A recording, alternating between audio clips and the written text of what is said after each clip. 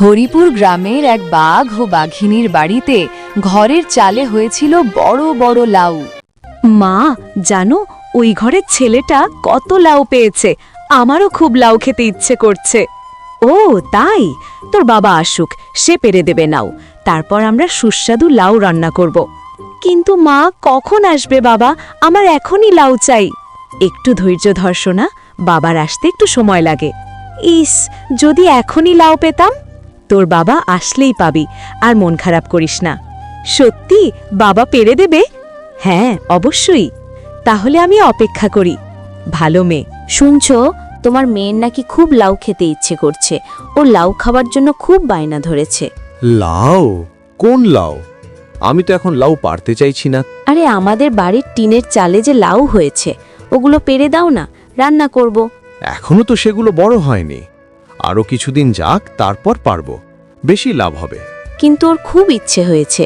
কিছু লাউ রান্না করি আর বাকিগুলো বাজারে বিক্রি করে দিও। না না, এখন না। আরো কয়েকটা দিন অপেক্ষা করো। বড় হলে ফলন ভালো হবে। আচ্ছা ঠিক আছে, তুমি যখন বলছো, তবে ওকে বোঝাতে হবে।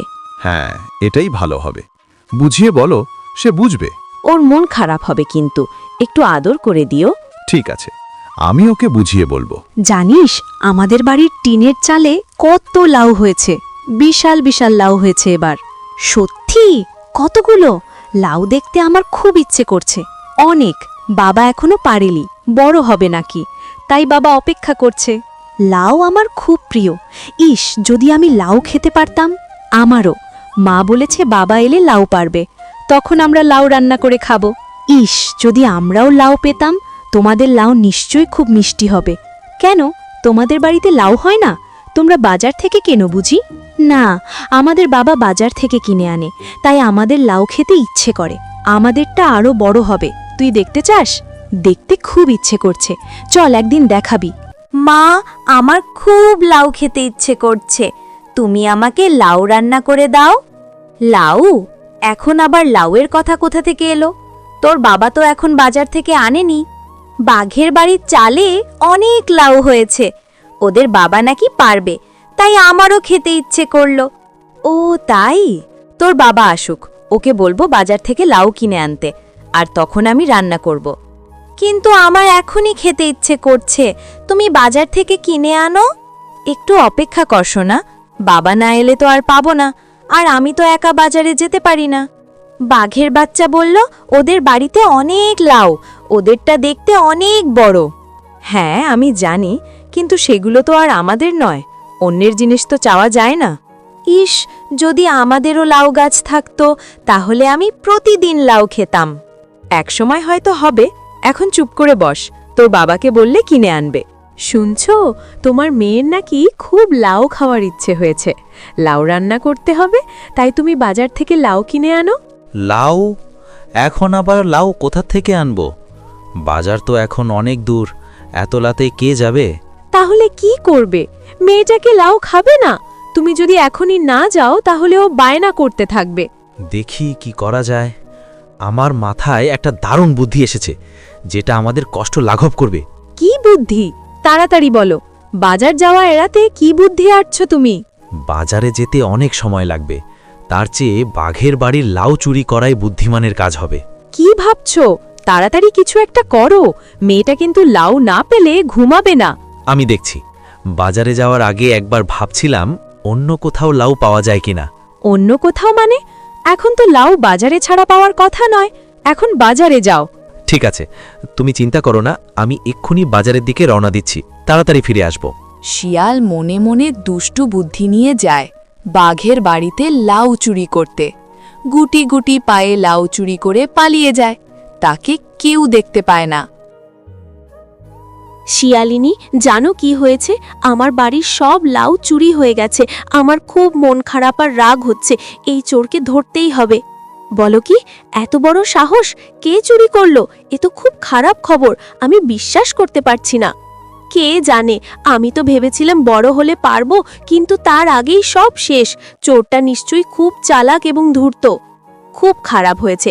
এমন চোরকে ধরা দরকার, নইলে সে বারবার এমন কাজ করবে এবং সবার ক্ষতি করবে। কিন্তু কিভাবে ধরবো আমি তো কোনো উপায় খুঁজে পাচ্ছি না। তুমিই একটা বুদ্ধি দাও যে চোরকে ধরা যায়। আমার একটা বুদ্ধি আছে, খুব কার্যকরী। আমার মনে হয় ওই চোর নিশ্চয়ই আবার আসবে, তুমি নিশ্চিন্ত থেকো। আবার আসবে? ওর এত সাহস! তাহলে আমাদের এখনই কোনো ব্যবস্থা নিতে হবে, চোরকে ধরতেই হবে। বুদ্ধিটা হলো, তুমি বাঘকে বলো লাউ গাছ পাহারা দিতে, রাতে তিনি লুকিয়ে থাকবেন, কেউ টেরও পাবে না। এটা ভালো বুদ্ধি। আমি বাঘকে বলবো চোরকে হাতে নাতে ধরতেই হবে, আমি আর অপেক্ষা করতে পারছি না। হ্যাঁ, তাহলেই চোর ধরা পড়বে। তোমরা চোরকে ধরে উচিত শিক্ষা দিও, যাতে সে আর কারো ক্ষতি না করে। আমি এক্ষুনি বাঘের কাছে যাচ্ছি এই বিষয়টা বলতে। তোমার পরামর্শের জন্য অনেক ধন্যবাদ। ঠিক আছে, আমি চাই তোমরা চোর ধরে আবার নিশ্চিন্তে জীবনযাপন করো। শুনছ, তোমার সঙ্গে জরুরি কথা আছে। আমাদের বাড়ির লাউগুলো চুরি হয়ে গেছে, চোরকে ধরতেই হবে। লাউ চুরি? বলো কি? এ তো খুব খারাপ খবর। আমার এলাকায় এসে কেউ চুরি করবে, এটা আমি মানতে পারবো না। হ্যাঁ, আর শিয়ালিনী বলেছে চোর নিশ্চয়ই আবার আসবে। আমাদের আর দেরি করা উচিত হবে না, তাকে ধরতে হবে। আবার আসবে? চোরের এত সাহস! আমি তাকে উচিত শিক্ষা দেব। কেউ আমার জিনিস চুরি করবে, আমি ছেড়ে দেব না। তুমি একটা বুদ্ধি করো। আমি চাই তুমি আজ রাতে লাউ গাছটা পাহারা দাও, তাহলে চোরকে হাতে নাতে ধরা যাবে। আমি পাহারা দেব? ঠিক আছে, আমি লাউ গাছ পাহারা দেব আজ রাতে। আমার চেয়ে ভালো পাহারাদার আর কেউ হতে পারে না। হ্যাঁ, তুমি রাতের বেলা চুপচাপ লুকিয়ে থাকবে, চোর যেন কোনোভাবেই তোমার উপস্থিতি টের না পায়। খুব সাবধানে থাকবে। কোনো চিন্তা করো না, আমি এমনভাবে লুকিয়ে থাকব যে কেউ আমাকে দেখতে পাবে না। চোর ধরা পড়তেই হবে। তুমি আজ রাতেই পাহারা দিও। চোর সাধারণত গভীর রাতেই আসার সুযোগ খোঁজে, সেই সময়টা খেয়াল রেখো। ঠিক আছে, আমি প্রস্তুত আছি। তুমি ঘুমাতে যাও, আমার ওপর সম্পূর্ণ ভরসা রাখতে পারো। খুব সাবধানে থেকো, চোর হয়তো খুব ধূর্ত হতে পারে, কোনো ফাঁদে পড়ো না যেন।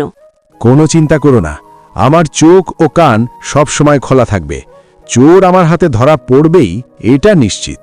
আবার পরের দিন যখন শিয়াল লাউ চুরি করতে যায়, গাছে চড়ে লাউ চুরি করা শেষ করে যখন নিচে নেমে পালানোর চেষ্টা করে, তখন বাঘের কাছে ধরা পড়ে যায়। বাঘ দাদা, আমাকে দয়া করে ছেড়ে দাও। আমি আর কোনো দিন এমন ভুল করব না, কথা দিচ্ছি। ও, তাহলে তুমি সেই চোর। আমার বাড়ির সব লাউ তুমি চুরি করেছিলে, তাই না? তোমার সাহস তো কম নয়।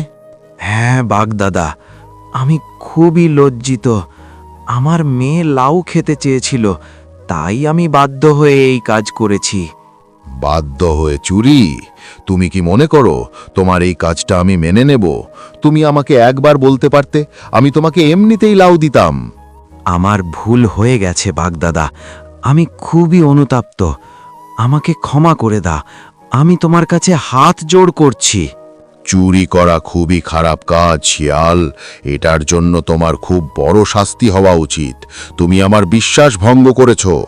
আমি প্রতিজ্ঞা করছি বাগদাদা, আর কখনো এমন কাজ করব না। আমাকে শুধু এবারকার মতো রেহাই দাও।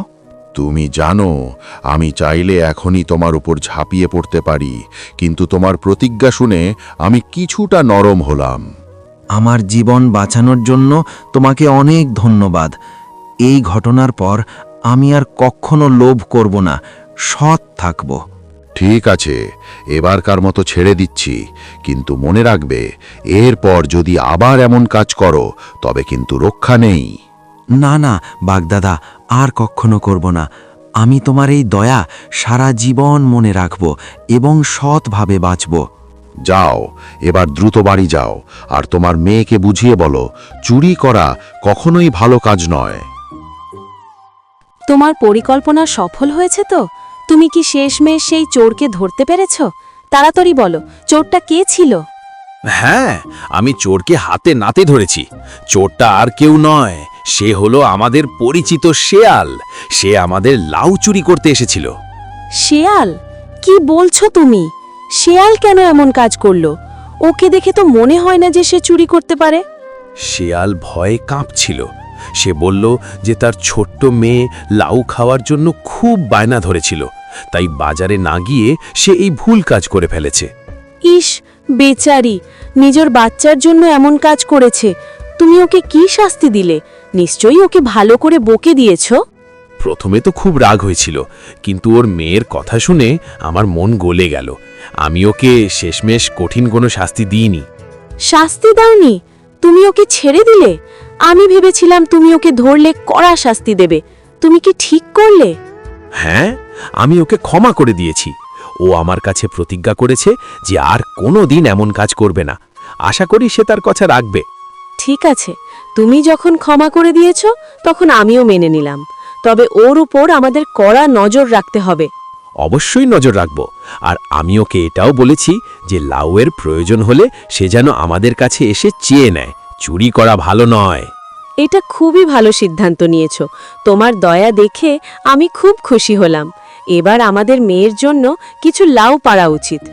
একদম ঠিক বলেছ। চলো এবার আমাদের মেয়ের জন্য কিছু টাটকা লাউ তুলে আনি।